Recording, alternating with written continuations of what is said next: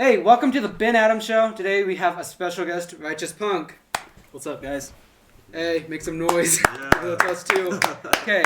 Well, it's super, super cool to have you here. Your work, Thanks for inviting me. your work that you've done it's pretty amazing with Roseburg, and then your new project, Righteous Punk. So Thanks, man. it's all pretty cool. Thanks, So, yeah, man. tell us about Righteous Punk a little, like how you started it, Yeah. stuff like that. Yeah, so like you said, I started singing in a band called Roseburg.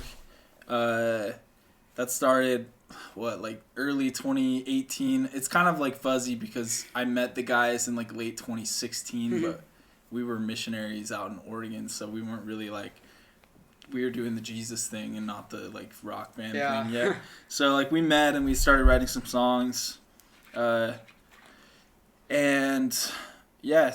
put out some music in early 2018 that did way better than we thought it was going to. Honestly, I wasn't sure if that band was going to be a long-term thing. None of us really knew what we were doing, but I'm still really proud of everything that me and Sam and Keith and Soren accomplished with Roseburg. Over the course of the last 3 years now. I guess it was only 2 years because we haven't really been active for a year. Neither has anybody. Yeah. But we put out an EP. We put out a few other singles in between, some acoustic versions, and then we released a debut full-length album called The Righteous Punk in February of 2020, last year. And I love that album. We were really proud of it. We spent really 2 years writing and producing that album. It did really well. It was really exciting. You said you were actually at our album release show. At the Rise in Orem. At the Rise in That was Orem. a fun one. Which was the last show that we ever played. In fact, we got together as a band for the first time since that show, just a week and a half ago. And that's what you guys That was the posted last a photo time we too, right? all saw each other. Yeah, we Yeah. posted a photo. That's crazy. Yeah, it's really... So we literally played that show. Everything was great. We had an entire national tour. Yeah. National headlining tour set up that we were already selling tickets to. You guys were headlining that thing? Yeah, we were playing That's all cool. the way up to New York, down to Florida, back through Texas. It was a big Yeah. tour that we It seemed were going pretty to be big on. when I saw all the advertisements, Yeah, for 2 months. I mean, it was going to be a massive tour, and obviously it got canceled along with everybody else's tours. So at that time, everyone's life changed a lot. My life changed a lot personally, and it was the right thing for me at that time to start doing something else on my own. I'd been all in with Roseburg for 2 years, and I'm proud of what that band accomplished. And it's by no means over, and we announced that on our Instagram not too long ago. So, we're going to keep putting out music, but Righteous Punk is this, archetype that we created for our album that I still feel really passionately about. Yeah. And so, I took that alias and I want to continue that story, which feels like its own unique thing that I still, resonate with a lot. So That's cool. So that's kind of the background of Righteous Punk. Yeah. So would you say that's kind of a storyline coming from Roseburg to your project now, Righteous Punk? Yeah, I Something mean, like that? obviously just the nature of the fact that Roseburg are the creators of Righteous Punk and that archetype and that story and that there were lyrical themes and stuff running through, all of that. So, yes and no. The no is because, at the same time, my life's changed a ton over the last year. And I had a really good conversation a couple days ago with Sam, our guitar player in Roseburg, about Righteous Punk. Because I'm still really close with the guys, and we're all helping each other with our own kind of solo projects and stuff. And we were talking about Righteous Punk because that's a character that we created together. And realized that it's not because my life has changed so much, that character is not exactly the same in my eyes or to any of us as it was at the time. At that time, it kind of rose from us being young 20s in this band that was starting to make some noise and do some stuff and get some attention, but I was also deeply struggling with all sorts of things. I mean, the list goes on. And since then, I feel like I'm not perfect, obviously, but have grown up a lot. I'm a lot happier. I met a girl. We're getting married in the summer. That changes your perspective on everything. Sure. So I say yes and no because that story continues, but it's taken a turn that like I didn't expect when I created that. That's cool though. That's cool how you kind of made this whole character and made it into something kind of your own now. Yeah. That's super dope. Yeah, I mean, that's just how it works. Like, stories changed based on the author's, experiences. So I'm just going to let it become whatever it is, but, it still means a lot to me. Mm-hmm. So with Roseburg, like, who came up with Righteous Punk? Like, how did that all originate? Honestly, I don't remember, like, exactly. I'm pretty sure, I mean, I know that I did come up with the name Righteous Punk, but it was while we were all trying to name the band. We way back when we were trying to think of the name for our band, we had like a short list of like a few names, and that was originally I think a name that we had considered early on in the band, and we decided against it for one reason or another. But I think that we literally said like that's an album title though, somewhere up the line, because we talked a lot about like, we talked about, like any band does, what's our band name and why? And in it, for us, it was like, what's our purpose as a band and what do we believe in and all this stuff. So we came up with a bunch of names, and Roseburg obviously being one of them, because that's where we met, and, it just made perfect sense and was exactly what it was supposed to be. Righteous Punk, though, this name that is an oxymoron in and of itself. Like, righteous, I feel like part of it's like tongue-in-cheek, because people would even kind of make fun of us, like you guys met as like Mormon missionaries and stuff, and like some of those stereotypes that you get like growing up in Utah or whatever, so like righteousness, and then the punk side where like everyone in the band grew up listening to like pop punk music and metal music and stuff, and I love the word punk, and kind of that can mean like multiple things. It's not someone who's like bad natured, but someone who's like a little bit rebellious or a little bit misunderstood by the world. Kind of symbolizes something, if that makes sense. Yeah. So I like when those two words come together, because it's like two kind of polar opposite words in my mind, which is absolutely symbolic of everything that I write about. That essentially, to me, everyone in the entire world, I believe everyone's good. We come here good. We come here, we just want the best for ourselves and the people around us. We want to be happy. And because of that, terrible things have happened and good things have happened in the world. But everybody experiences like this crazy opposition in the world. There's always like the world, especially, I mean, it feels like, I don't know if this is actually the case, but it feels like more and more, maybe it's just as you get older, like you're being pulled apart from every single direction. So that's really what I wanted to get across with the name Righteous Punk, was this person who's just being like tug around, by the entire world and is conflicted. So it's that duality. So that's the background of like the That's cool how you created all of that, put it into an album. The album definitely shows all of those main, I guess, components of it, Yeah. And then what led you to make the decision to make a solo project, Righteous Punk? Yeah. I guess more specifically, 'cause like I said, part of it was just timing, like the tour being canceled, and the fact that we couldn't, operate the same way that we had been for 2 years. And part of it was, all of us to a degree were a little, like, in ways, and I'm not speaking for anyone in the band, but I know that all of us in ways were burnt out from, we had worked so hard for 2 years. We were touring a ton. We were writing a ton. We put all of our resources into it.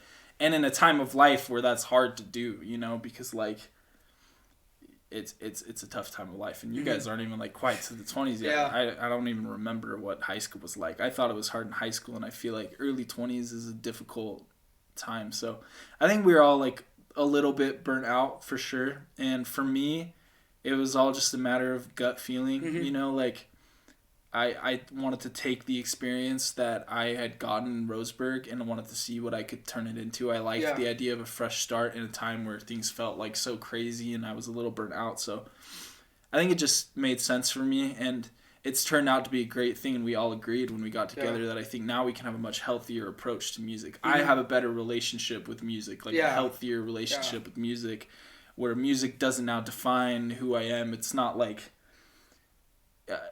I don't like live or die by the success of my music, you know, and I don't put my worth in the success of my music. For sure. You know what I'm saying? Yeah. And that's big for me to be able to say, because my entire life, you know, if my music wasn't doing well, people didn't think my music was cool. I wasn't cool. I wasn't doing well. You know, like, and now, you know, part of it's meeting Sierra, my fiance, who's been awesome, and you find purpose in other things, like a larger purpose in life. And now, you know, we all have like our own projects. We're all doing a lot better. We're doing better financially. We're doing better mentally. We're doing better physically, sort of. Maybe not that one, but like we all feel a lot better. So I think now we can come together with Roseburg and just approach that much more like healthy. And plus, even just things like, you know, it's hard in a band sometimes. Everybody like wants the band to be, you know, what they want it to be.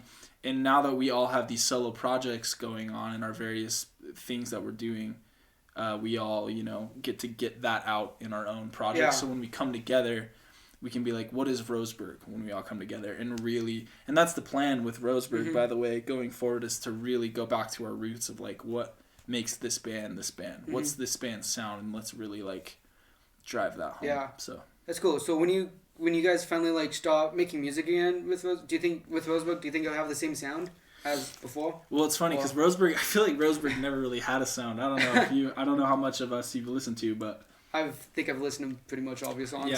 Yeah. I don't know. You tell me what our like genre was. I'm not really sure. I mean, it's like an alternative, right? Rock, like, which almost. basically says like there's no indie rock, maybe. Yeah, it's like almost indie, but like.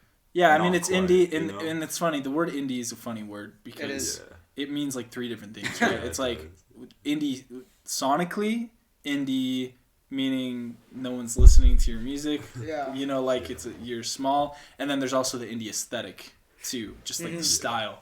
And we definitely weren't that. We tried to stay as far away from that as possible, which has kind of been a joke in the band. And you know, I like grew up in Utah where there's all these like indie bands, and I've always hated indie music. You know, like I always felt like I didn't fit into this like indie scene or whatever with the indie aesthetic, especially in Utah. And I grew up listening to like, you know, grungy or metal and punk and like and I love just pop music and hip hop and stuff that like feels like not in that same world and stuff. And but in the sense of, you know, we were definitely indie artists in the sense of we were a rock band with like no budget and like, you know, and definitely takes some indie influence. I know Young the Giant was a huge influence for us early on. So there are definitely some like indie, pretty traditional down the line indie rock bands that we love. So, and Coldplay, huge influence for us, which isn't necessarily indie music now, but it would have been considered indie music then, you know, when they started. I was listening to Oasis all day this morning, and you know, so yeah, that's cool. So that's kind of how you would describe the genre. Yeah, I feel like I kind of went away from your question. I don't remember exactly. Going back to Roseburg, like what our sound would be. I think from what we've talked about, you know, we really love that first Roseburg EP, and I think Righteous Punk, I love that album, and that was us really experimenting and trying to figure out. There's some songs that are borderline like metal songs, not quite, but like Indie Baby, that song is like pretty heavy. It's like a pretty heavy rock song. And then there's like Wonderful Day, which I don't even know what that is. It's just some it's a good song. Cutesy indie song or whatever. Song. Yeah. Genre. But it's good because you guys kind of created your own genre.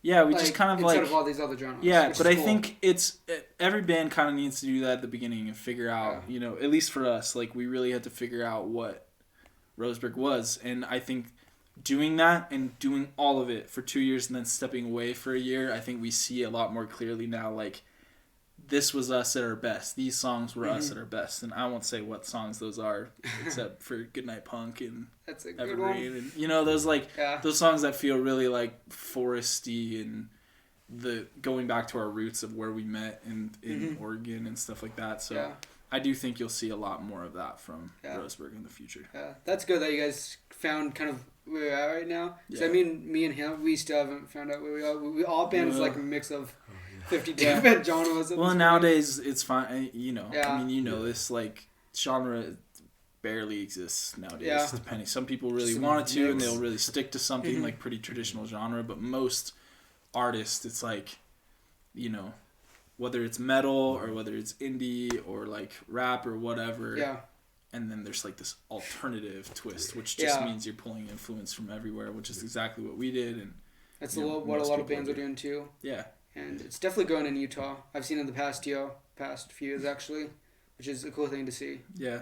My best advice is just to make the music that you want to listen to. Yeah. The music that you like. If you're stoked about it, that's all you can do nowadays in this world. Yeah. You know, there's so much out there. There's no point in trying to be a certain thing or please a certain crowd or whatever. You know, like, you make the music that your soul like loves to listen to and that you're really proud of, that you can play for anybody and be like, that's my music. And you know, that's 100%. Like that, 100% makes it just more fun in the long run. Oh, and yeah, so obviously, like if you're that's playing, why you do it. Yeah, if you're playing music that you don't like, but you think other people will like, then like, what's the point of? There's no point. That's not even like musician. Bands go through that though. We had to go through that. You know, every person I know every person that I know that's doing, you know, music. That's something that they have to deal with. For sure. Yeah. So let's go to your stuff, your solo project. Yeah. Your first song, a tree, a punk, 2 masks, and a dove. Yes. Or a dove. And a dove. And a dove. Is there an and? Or? A tree, a punk, 2 masks, a dove. It's become a really fun game. There's this really funny video that my fiance took of my dad trying to remember the title, and they're all like guessing, just like yelling out, like they were saying words that weren't even in there at all. Yeah. So took me a hot minute to that's definitely the name of a song by an artist who isn't signed to a major label, so I can do whatever I want. But yeah, let's talk about that. So that was released in January or February? That was released February 5th. February? Yeah. Yeah.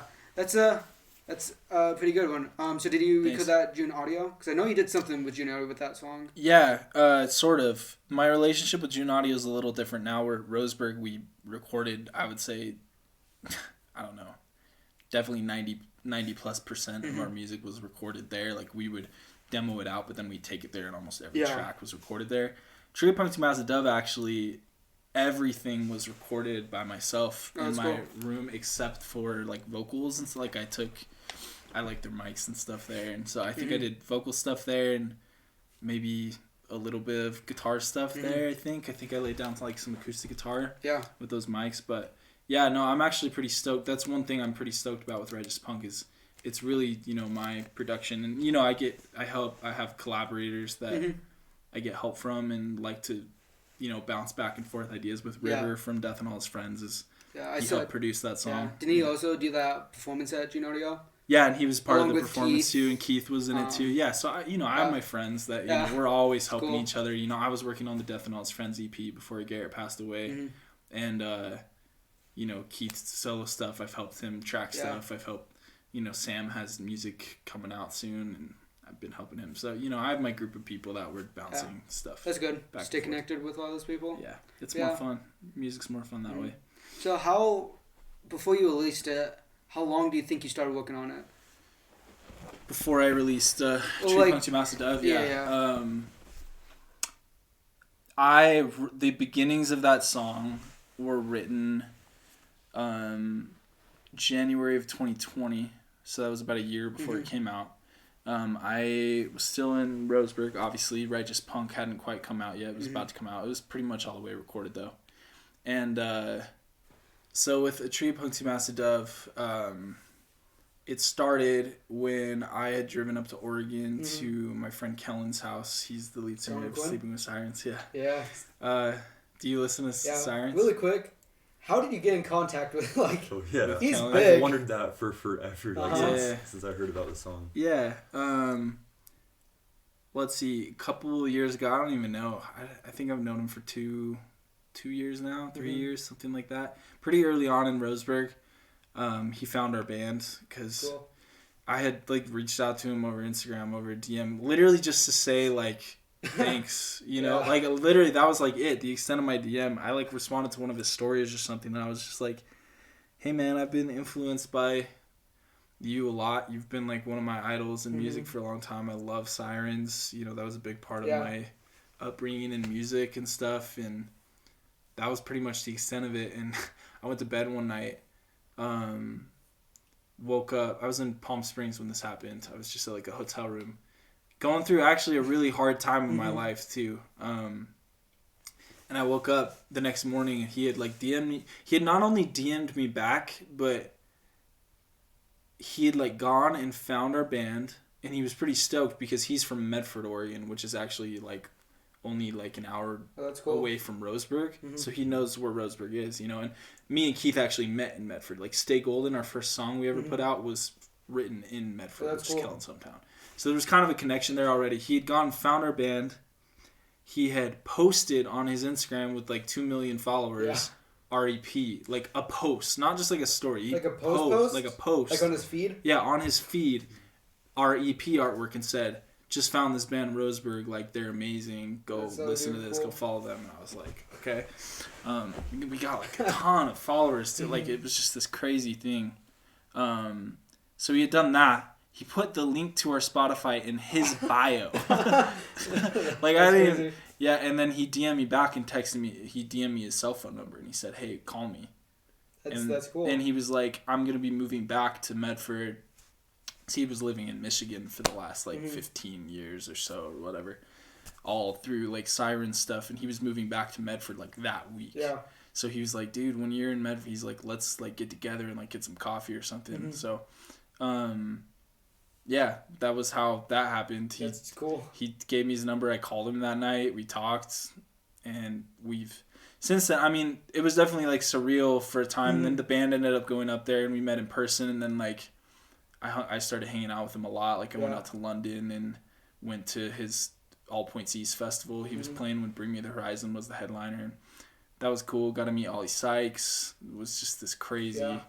You know, it was really surreal at the beginning, but it turns, you know, life just works in mysterious ways, man. Like, that's cool. I was going through a really hard time, and Kellen really, like, came into my life, and since then we become, you know, really close friends, and he's been a great, you know, mentor to me, and, you know, now he's just, like, Kellen, you know, the friend, so. And then you got a feature with him. Oh, yeah, and then he featured on RIP, cool. yeah. Didn't he play that song live? You guys played it, like, some we played it live in Roseburg, at, like, at the amphitheater in Roseburg. That was pretty rad. Yeah, man, that was crazy. So, the origins of this first Righteous Punk song, A Tree Punk to Mass a Dove, I drove to Medford, because he was like, "Hey, man, just come stay at my house. Let's set up, like, a little studio, and let's just write for a week." That's cool. So I literally like packed up my little car with like all my, because you know I have like a home studio, kind of like your sick little setup here.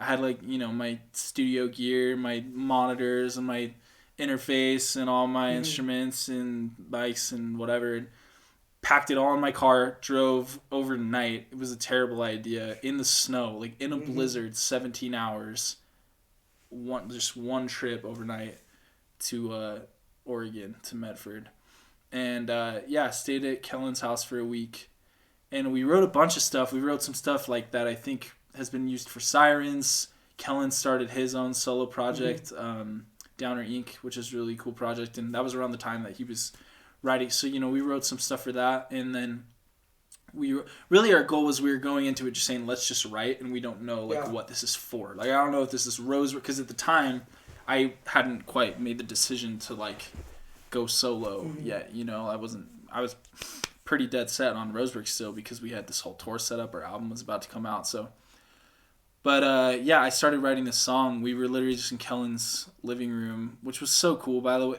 I just have to like say this, because I've never like said this on record before. He'll probably text me later if he sees this and say that I'm lame for, but they had set up, Caitlin, his wife, had set up like a bed for me in the living room at his house, which is where we had also set up like the studio.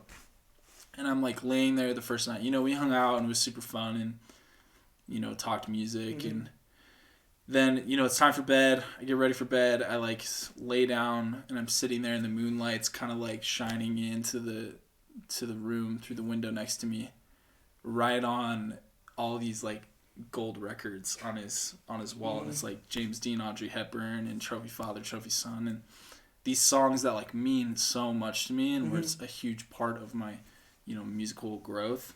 And I had this moment that was just so crazy, where I was like, how did I end up here? You know, like how, like me, out of like all the people on there, like how am I like sitting in Kellen and like Quinn's... to stay though, like for a whole week. Yeah, no, it was just cool, man. It just, everyone deserves, you know, something like that in their life that makes them realize, you know, like, you know, the truth is I worked hard, you know, I worked hard in Roseburg, and anyone who works hard at what they do, you know, they'll find themselves climbing the ladder. And anyways, so started a Tree of Punk to Mouse to Dove when I was there. That's kind of where the idea got started. We kind of demoed it out, and then over the course of just the next year, it was a weird year, man. I mean, obviously, you know, 2020 was a weird year.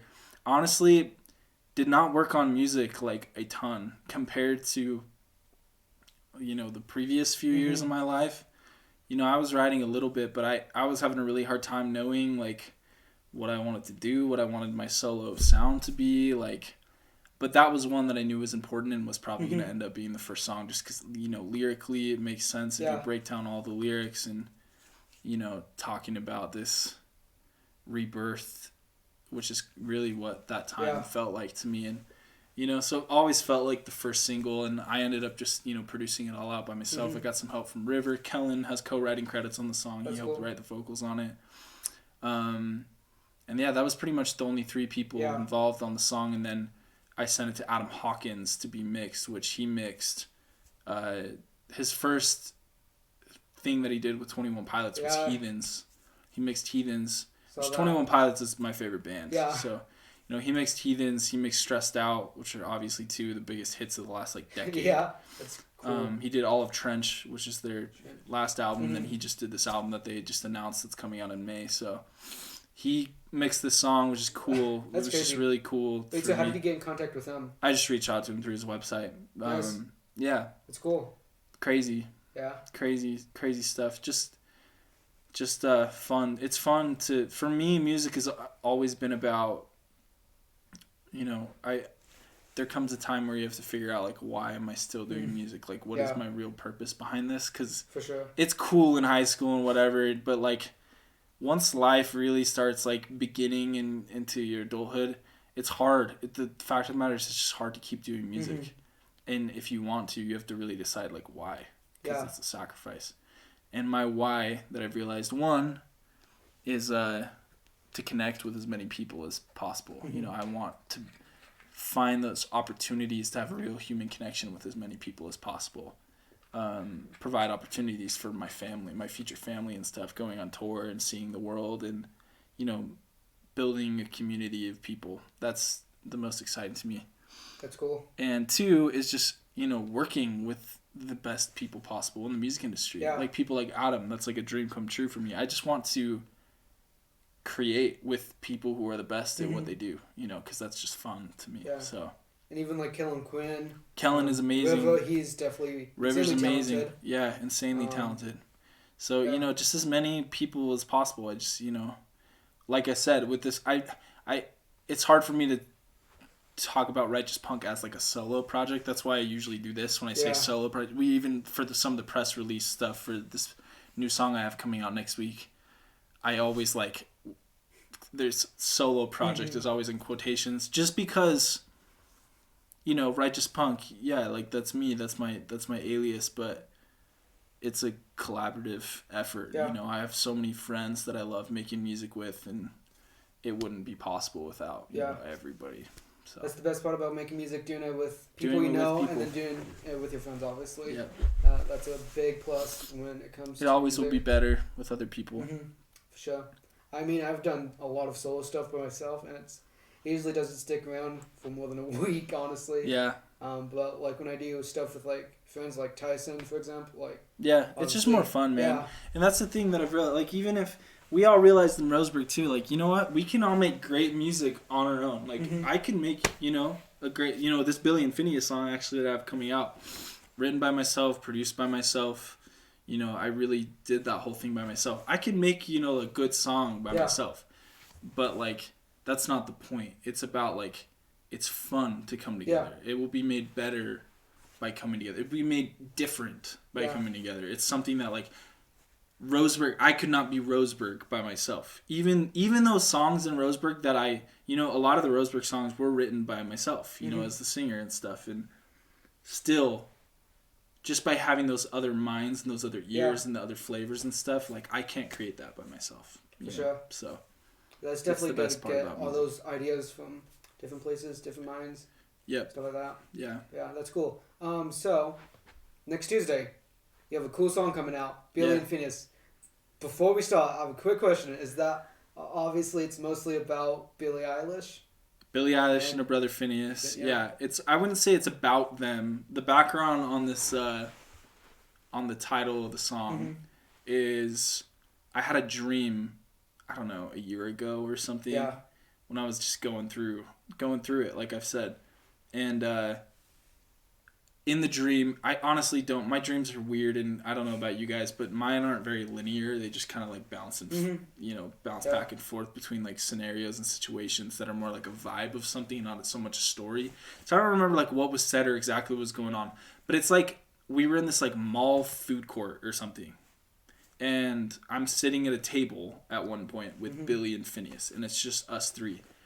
And I felt so out of place and insecure. Like I was just like, you know, when you just like are in a room with somebody that you see as like so like wow, and you get kind of starstruck, but also like kind of crumble, and you feel you don't act like you normally would when you're with like your family and friends and stuff. I just felt like I was like unworthy to be like sitting there and talking with them, and it was. I woke up and I realized it was absolutely a reflection of the way that I looked at myself. I was like, I'm insecure. You know, like I'm seeing my value in the wrong things.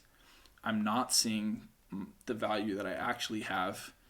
And it kind of lit a fire underneath me to be like, I can't fear anyone. Not these idols that we look up to in music or whatever it is. Like, I can't fear anyone or anything. And I can't see this as like a ranking system or whatever, just because, you know, they've had great success in music. And I think it kind of lit a fire underneath me to really like go for it and like triple down on my dreams and say like, you know, I deserve to be right up there with any artist in the entire world, because I've been doing this for a long time. And I feel like it's something that, you know, I've been gifted with to be able to do. So that's kind of the background of the song. So the song really approaches ideas like, you know, I'm going to play it, so I guess people will hear it, and it should be out by the time that this is out. But the song, you know, there's a line like, will I ever have a life like that? And stuff like, I want to be like Billie and Fineas, live in a world where people love my name. Will I ever have a life like that? So it's this like, which is really symbolic, and it can be, you know, whether it's Billie and Fineas or whatever, I think for anybody, it's about that feeling of just like, will I ever like accomplish my dreams? You know, when things feel so like impossible and like you're so far away from it and like, no, that's not me, that's my life. It's that feeling of like, why not? Like, and like kind of that wonder of like, I could make this happen kind of thing. And also like, maybe I won't, and the fear in that and stuff. So that's really what the song's about. So the title, you know, is inspired by like my dream and my situation and what illustrated that for me, but you can insert anything in there. And that's cool. It's really about that goal of like wanting something, and so yeah. Cool. So like, how do you write lyrics for these songs? Do they just come for you? And like, as you said, like it kind of, do you get them from like experiences you've had, stuff like that, or? Yeah, man. Yeah, it's such a hard question. Like, I realized a while ago that I don't remember when I wrote. Like, I don't remember writing, like, most songs that I've written. At least not most of the ones that, like, I am proud of or that, like, did well. Like, I don't even remember, like, where... There's a few select moments for me, and I don't know how specific we want to get, but, like... For example, like Pop Doctrine, which is one of my favorite songs I've ever written, and one of my top favorite Roseburg songs. Wait, that's the one where at the end it transitions into Sunday. Sunday, yeah. Yeah, so Pop Doctrine originally was written by Sam, actually. He kind of came up with that core like progression and had like a hook like melody going on. And then I kind of wrote this verse progression.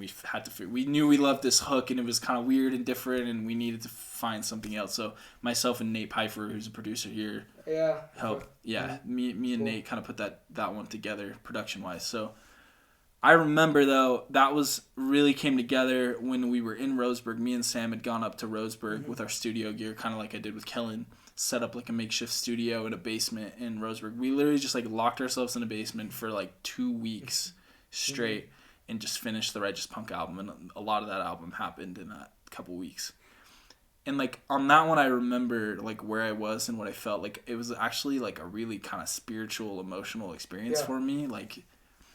And you know, the best way that I can describe it is this vibe or purpose of the song just kind of pokes into my head, and then it's just this maze of trying to figure out how to make it come out. Like it's in there, like you start. So like music, right? If a lot of people say like music is a language or whatever, so I'm like, if it really literally was a language and you had to like, you know, with any language you translate it. Like if something's written in Spanish and you don't understand Spanish, you translate it into English so that you can understand. So the way that I look at it is when you start, as you get more and more fluent in music, in that language, your job as a songwriter is to translate that music into English or whatever language you're writing in. So for me, like the music will tell you what the song's about, you know, and the way that the music comes out, I have no idea, man. Like that's just a thing that that's your purpose in life, and that's just given to you from somewhere. It's just floating out there, and you're kind of the vessel to make it happen. And then you have to take care of it, basically. You're like, once it's like gifted to you, you kind of have to like take care of it, focus, work on it, and try to uncover what already exists. That's the best way that like I can put songwriting. And that was absolutely a moment with Pop Doctrine where like I knew what that song was about. I knew like on that chorus, I'm scared to death, one day I'll die. I'm scared to death, lose my mind. Scared to death of losing love and terrified there's no above. Like I knew that this song felt like this, like that moment of hopelessness and being scared, and me saying like, this is what I've been dealing with. And I know there's so many people out there that feel like lost with these particular things. And it kind of just like, you know, there was lines that weren't quite right, but some of the words start coming out like scared and terrified, and like, you know, that's the best way that I can describe it. But it really is kind of an abstract thing, and for me, most of the time music comes first, lyrics come last, for that exact reason that I was telling you, where I think that the music should dictate what the words are, because like for the translation purposes, like to me it's a lot harder to translate from English to music, you know? For sure. So and some people can, which is incredible. That's just not how I do it. So that's kind of my process. But besides that, like I can't tell you a whole lot. Like usually I like to write on either an acoustic guitar or piano. I don't like to start just like going in and multi-tracking things. Like usually I like to get because to me, I remember John Bellion saying something where like the way you know if it's a good song is if you can just play it stripped down and it stands on its own. Yeah. You have to know that first and know that you're not like hiding behind like a sick beat or like sick production. For sure. So I always like the song to start there and then kind of translate it, and it's this game again, an uncovering game of like, all right, what does this look like big, you know? Yeah, that's cool. That's kind of my approach. I like writing in, you know, I have so many notes and voice memos on my, basically it's into two categories. I have like the voice memos and the music side of like the tadpoles of like music that will one day, you know, turn into like a full-blown thing. And then I have like the lyrical concepts. So I have like words and concepts of things that I would like to write about. That's cool. And then it's kind of this like matching game of like, you know. How many think you got in that whole list? Like right now? Hundreds, man. Literally hundreds. I mean, for Righteous Punk, I've started to kind of narrow it down, and I'm still trying to figure out, honestly, like what's going to happen. Like if I have an album already there, or if it's just an EP, I'm still trying to figure that out. I really am right at the beginning of it, but it's kind of fun because Roseburg, we were like to this point where it was this like well-oiled machine, and like we knew what we were doing, and we were working. We had this big team, and now it's kind of just like back to the beginning, and it's fun to be able to build it again. Yeah, that's cool. Yeah. And question with Pop Doctrine. Uh-huh. For the like beginning part of it, I guess, are you using like a voice box or? It's a vocoder. Which, fun trivia about Roseburg and Righteous Punk, I have never released a song without vocoder in it. It's just like part of my vocal chain at this point. It's just this sound that I'm like really attracted to. Like, yeah, it is a cool sound. It's just this. It's a really like beautiful sound to me. This very like robotic, but like you can put all these harmonics in there. It's like adding a synth to your voice, pretty much. Yeah, I mean, it literally just fills out and widens the like harmonic spectrum of your voice. Like to me, it's just a widener. Like, which is cool. Yeah, so it's really I think of it less of an instrument and more of like an effect on my vocal. Like the same way that most people are gonna have delay sends on their vocal, reverb sends on their vocal, compression, whatever. I just have a vocoder on there. It widens it, and it stylistically it just is a cool thing. So that's been like a staple of the like Roseburg sound, and that I'm kind of carrying forward into Righteous Punk. That's cool. Yeah. It's just brought a little more to the front in Pop Doctrine in some songs. And it especially worked super well with Pop Doctrine too. Yeah. Didn't you do it live? Like use the I used the actual thing? Like an actual vocoder on the it was like a Korg or something that I was playing on. Korg, was it Mini Nova? No, it was a Mini Nova. It wasn't a Korg. It's that little blue Mini Nova. Yeah, that was fun. That was good. That was the first time I had ever done that before. And it was just like an idea we had. I thought it was pretty rad though. It went good live. Yeah, thank you. But yeah, so with production stuff, so you said you do all the production at home, pretty like most of it? Yeah, I do now. Use? Like what DAW? I use Logic. Logic's good. Logic. I mean, I grew up using Pro Tools, so I use Pro Tools as well when I'm working with someone that uses Pro Tools, but I just find that Logic, it's more beautiful looking than Pro Tools, which like genuinely to me like helps the music sound more beautiful. I don't know what it is. I just like things to look better and feel better. I did originally when I first started making music. It's when I lived in England when I was a kid, and I lived in London when I was 10 years old, and that's when I really started like producing my own and writing my own music. And it's because I had a laptop with GarageBand on it. So that's where I really like started making music, and Logic is GarageBand just with more upgraded pretty much. So it just kind of feels like home to me in a way, and it's easier. It just like cuts. As a producer and a writer, I don't need all of the stuff. Yeah. Like I just want to like get to the point of like find my sounds, and I've figured out. It's funny though because a lot of the Pro Tools like shortcuts and kind of workflow of Pro Tools. I've put into my Logic. Like I have the same keyboard shortcuts as Pro Tools and stuff in Logic because that's what I got really fast on, like editing. So I have this weird hybrid of like Pro Tools and Logic that I work. And I would say Logic's it's probably one of the easier DAWs, but has a lot of stuff packed into. So I mean, the funny thing is like it really does. I mean, at this point, all DAWs they can do the same. Like some of them have certain like. I straight up use Pro Tools for certain things. Like they have like certain effects and things that they do that you can't get in any other DAW. But for the most part, like for anything I'm doing, it doesn't matter what DAW you use. A lot of it too just has to do with sending files back and forth and what's easiest with who you work with and stuff. So so I use Logic. As far as like other like workflow things, I'm mostly working with like sample drums now, so I've put together a pretty big sample library of my own with drums, and literally like I've created a lot of my own samples through like me and Keith like sampled a lot of different drum kits and drum sounds, and I pulled from a lot of other people that I like and shared with producers that I love. And so as far as drums go, I have that, or we'll record drums at June, and a lot of time I have Keith still record drum stuff for me. Then bass, I have my little Mustang short scale bass, which is, I love it. It's the best flat wound strings, best bass ever. My little Strat, that straight up, I do mostly everything like in the box. Like mostly everything that I do is digital. Depending, like with guitar stuff, it really depends on the song. Yeah. Like I look at some songs that are just more organic songs.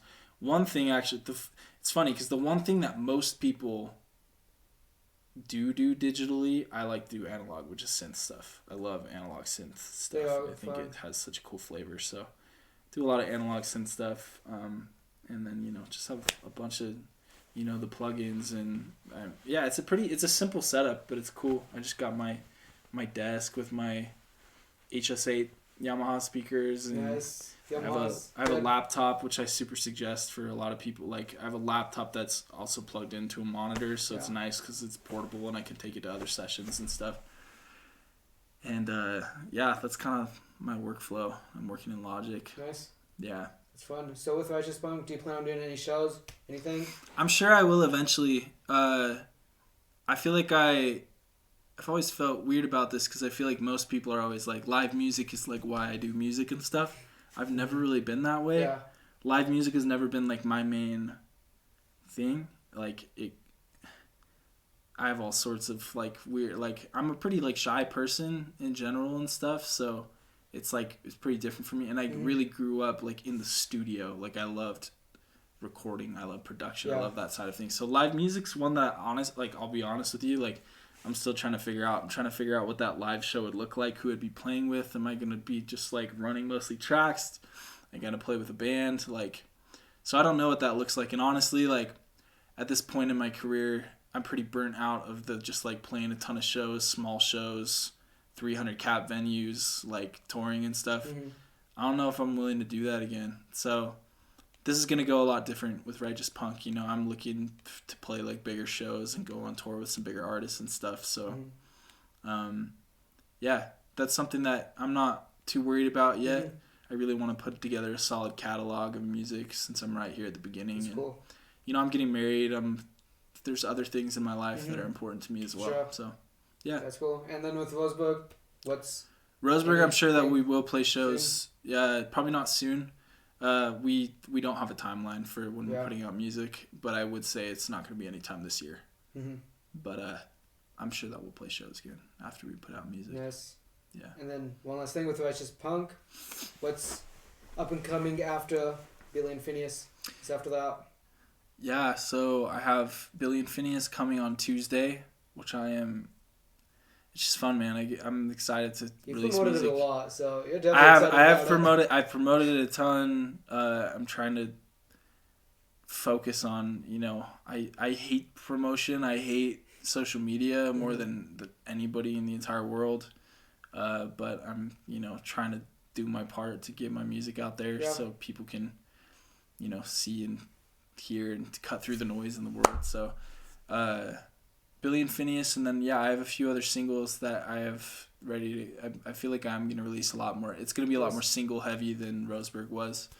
As far as like compilation stuff, like as far as EP, LP, I don't know yet. Like I straight up know just as much as you as far as like what's gonna. All I know is I'm putting together a great catalog of songs that I'm stoked about. So. Oh, and the actual one last thing. Do you plan on doing like releasing on Spotify and stuff? Any of your covers you do? So I know you did like that 21 Pilots thing yesterday, or whatever. So stuff like that. Yeah, so I released Elo Milo, which was kind of so far the only like full length studio version of a Billie cover Eilish that I've done, right? The Billie Eilish Elo Milo cover. So I actually announced it that I'll have an LP called Artists Who Inspire Righteous Punk Volume 1. That probably won't be out anytime soon, and it will kind of come out in increments because I'll probably release it like mostly in singles on YouTube over time, and then when they're all out, I'll probably release them all on Spotify as a compilation. Cool. At that point, hopefully I have an album of my own out, though. I don't think I'll release an album of covers before my own. So, But yeah, I think that'd be rad. I've wanted to do that for a long time just because there's lots of other artists that I love, and I love the idea of covering music. I think it's a really cool concept. So yeah, Tyson, you got anything? Because I know you wanted to ask a few things. I was gonna ask if you're ever gonna like do shows as Righteous Punk, but that's been asked. I will for sure do shows as Righteous Punk. Yeah. Righteous Punk is absolutely a priority to me, and it feels like my project that I still have just as big of dreams as I ever have in music to take it to the highest level. I feel like I've learned a lot over the past few years and want to go about it smarter and differently, and it just changes. And as you get older and stuff, like you guys are like 15, 17, and you guys still are probably stoked to get out on tour and stuff and live that whole life. I've done that, man, for like a few years. Yeah. And I just it will go a little differently for me this next time. And I'm getting married, like I said, and she's the most important thing to me, and making sure that she's taken care of and is comfortable, and we very much want to have kids and have a family and stuff. So that's a priority to me, but so is music, and I would want to play arenas one day, just like anybody else. So yeah, I absolutely will play shows as Righteous Punk, and I'm sure I'll play the small shows here and there.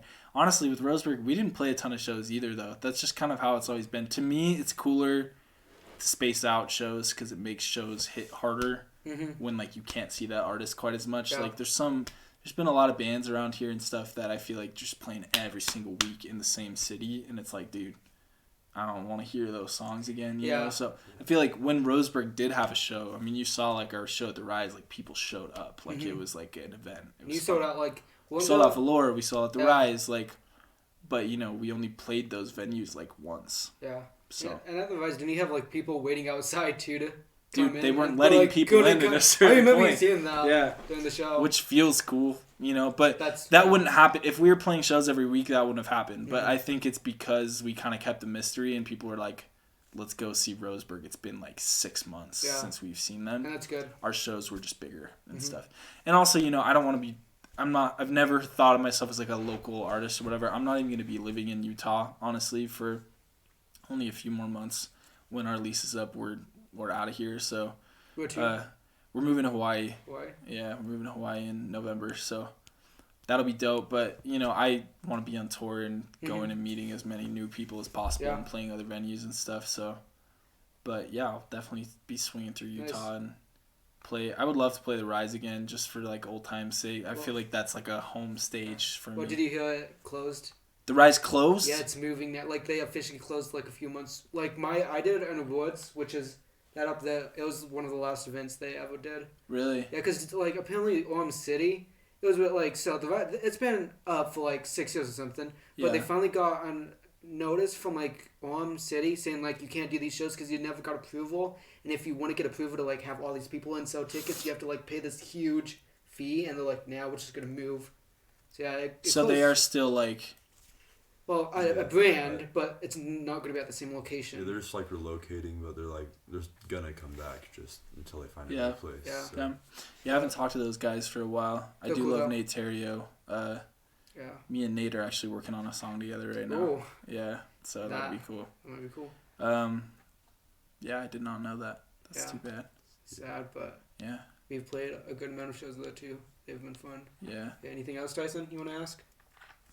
I had something. Oh yeah. So with you going to like moving to Hawaii, is like you said like you were planning on doing like something with Roseburg. Are they also moving to Hawaii? Or no, they're not moving. No. That'd be dope. I would love that. We were at one point. There were multiple plans like right there before COVID shut everything down. We were all gonna move to California together because we were in talks with a bunch of labels down there, and they just really wanted us there because there's so much. There was so much going on there, and now, dude, like I don't even know if that's just gonna be how it's gonna be like ever again. Who knows? So many people have left LA and stuff too. I don't know. I love California. I think I might end up there. No, but Will, as far as like if part of what you're asking is like what does that process look like? We've kind of done that anyway. Even when we do live in the same place, like a lot of the writing isn't done in the same room for Roseburg. Like a lot of the time, it's either I will start an idea and then bring it to them or send it by them, and they'll kind of listen to it and we'll talk about it and have conversations about it, and they'll kind of add their things to it. And so I don't think that we really need to be in the same place to like make a record together. Although usually I like to do it that way for a while, and then when we have like ideas there, we'll like go to like a location, like we'll go back to Roseburg and we'll like finish the record there. Like, okay, now we have all these ideas, let's really hone in on it and like track it. So that's probably what it'll look like for Roseburg stuff, is kind of writing over the internet together and getting together occasionally and and then like doing a trip and like finishing the record. And so, yeah. I mean, we'll see. I've never done that. We have, since we were a band, we have been in the same place. So we'll see. I'll be in Hawaii for, basically what we said is once our lease is up, we're going to Hawaii and we're kind of like jumping Airbnbs for a few months. And it might just be a few months until we figure out like where we want to be. We've talked about Oregon. We've talked about California. So I don't know. Cool. But I like the idea of going to Hawaii and just chilling for a little bit. That would be nice too. It's just been crazy. Nice state. Yeah. But yeah. Well, I think that's all. Cool. So where can we find you on socials? Instagram, stuff like that. Yeah. So my Instagram is @RighteousPunk. And I'm on Twitter too, @RighteousPunk. I've been trying to get into like posting TikToks and stuff. Dude, I feel so old. Like I feel like out of touch. Like with like TikTok and stuff. I just feel awkward on it now. I'm just an old man now. I don't get TikTok and stuff, but I've been posting stuff on TikTok, trying to figure out like what the best thing to. So yeah, Instagram, Twitter, TikTok. The main thing though is to join the Righteous Punk family tree. You text 541-256-3320. That will sign you up for like text notifications. So that's the best way to really know like everything that's going on with Righteous Punk. Text that number anytime I have like official releases or merch drops or shows or anything, you'll get a text. So that's my way to get directly to the people who care the most. Sounds good. Well, thanks for joining us. Yeah, guys, thanks for having me. And stay tuned for a cool little performance. All right, my name is Righteous Punk, and this song is called Billie and Fineas.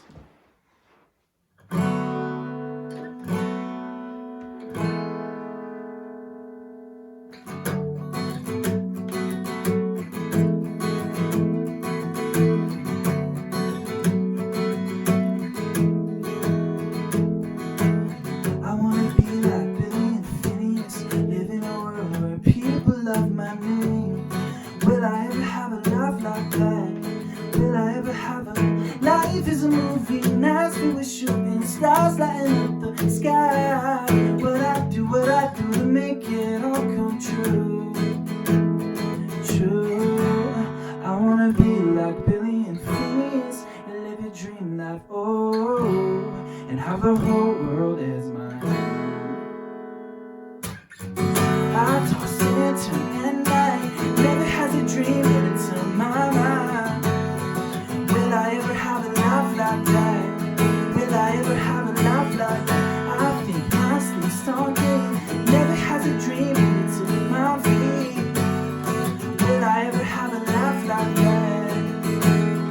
Yeah, and I'm scared there's nothing charismatic about me. Dreaming of the world, not awake in Mount City, where I drive in the middle of the night. There's a war in my mind, Can I have a story bookending me and my friends? Our lives filling up the sky. What I do to make it all come true, yeah, all come true, yeah. I'll toss and turn at night, never has a dream into my mind. Will I ever have a life like that? Will I ever have a life like that? I think my sleep's talking, never has a dream into my feet. Will I ever have a life like that? Yeah. Will I ever have a life like that? Will I ever have a life like that? Will I ever have a life like that? Like that? Will I ever have a life like that? Will I ever have a life like that? A life like that? I wanna be like Billie and Fineas.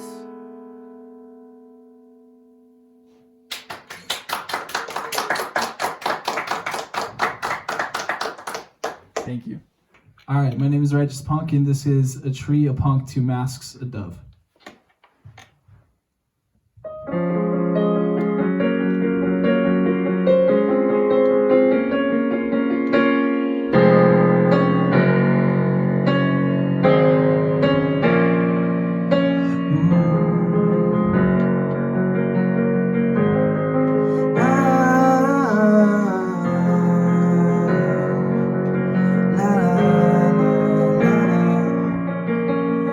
Hello, love.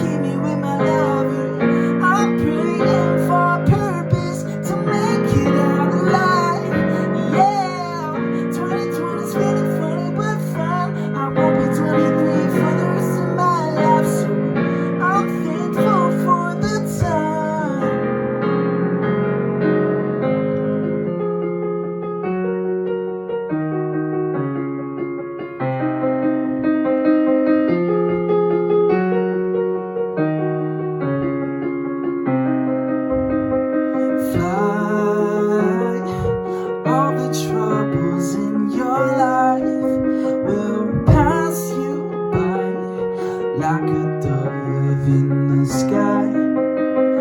Fly instead of falling, fearing high. Remember, it's your sky. It's beautiful. It's a gift. It's your life.